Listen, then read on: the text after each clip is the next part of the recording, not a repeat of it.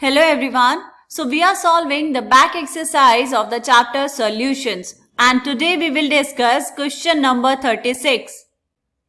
So the question is 100 gram of liquid A, molar mass is 140 gram per mole, was dissolved in 1000 gram of liquid B, molar mass is 180 grams per mole. The vapor pressure of pure liquid B was found to be 500 torr. Calculate the vapor pressure of pure liquid A and its vapor pressure in the solution if the total vapor pressure of the solution is 475 torr. देखो बेटा, जो question में given है पहले उसको note down करेंगे.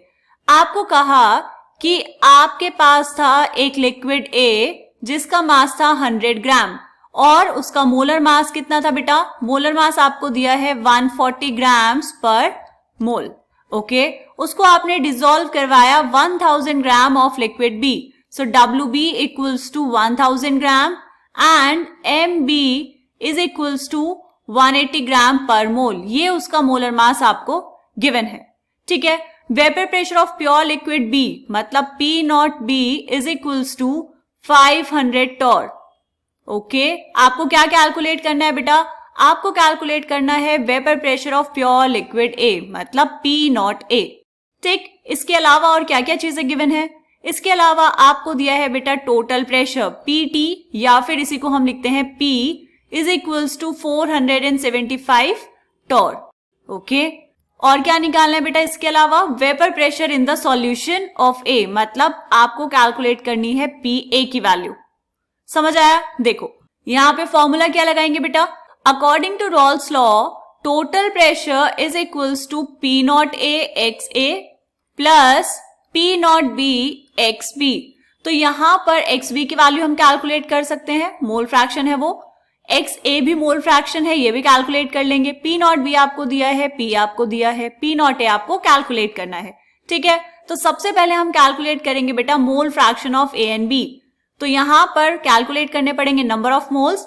So number of moles of A is equals to given mass 100 divide by 140 which is molar mass. कितना है बेटा? 5/7. तो ये आपके पास आएगा Na is equals to 0.714 और Nb कितना हो जाएगा बेटा? 1000 divide by 180. कैलकुलेट करेंगे इसको 50/9 डिवाइड कर लो. So Nb is equals to 5.55. ये आ गए आपके पास number of moles of A and number of moles of B. अब कैलकुलेट करेंगे mole fraction. So XA equals to number of moles of A 0.714 divide by number of moles of A plus number of moles of B. So XA equals to कितना आएगा बेटा? 0.714 divide by 6.26. So XA is equals to 0.114. ठीक है, mole fraction of A आ गया. मोल fraction of B निकालने के लिए क्या हमें फॉर्मूला लगाना पड़ेगा? नहीं, हम कर देंगे 1 minus mole fraction of A. So mole fraction of B is equals to 1 minus 0.114. So mole fraction of B is equals to, minus करो इसको, ये आएगा 0.886. ठीक है बेटा, दोनों के मोल फ्रैक्शंस आ गए. P0B आपको पता है, यहां वैल्यू में पुट कर देंगे. ठीक है, तो इसको हम कर लेंगे थोड़ा सा इस तरफ. देखो बेटा, P की वैल्यू कितनी है आपके पास? P is 475 is equals to P0A आपको कैलकुलेट करना है. XA कितना आया? 0.114 plus P0B is 500 into XB कितना है? 0.886. इतना आया बेटा. अब इसको बस सॉल्व कर लो. 0.114 P0A is equals to 475 minus ये वाली टर्म को ले जाओ दूसरी तरफ, ये हो जाएगा बेटा 443. So 0.114 P0A is equals to 32. So P0A की वैल्यू कितनी आ गई? 32 डिवाइड बाय 0.114. डिवाइड कर लेंगे इसको. So P0A is equals to 280.70 torr. ठीक है बेटा, ये क्या आया आपके पास? ये आया vapour pressure of pure liquid A. इसके अलावा और क्या कैलकुलेट करना है बेटा आपको? PA. तो रॉल्स लॉ क्या कहता है कि जो पार्शियल प्रेशर है ये इक्वल होता है vapour pressure of pure liquid A into its mole fraction.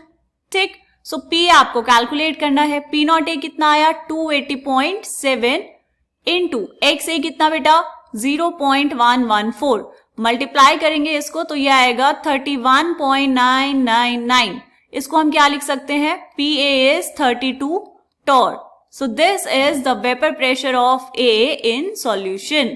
तो यहां पर इसको भी कर लेंगे बॉक्स में बंद. ये दोनों आंसर्स आपने यहां पर कैलकुलेट कर दिए हैं.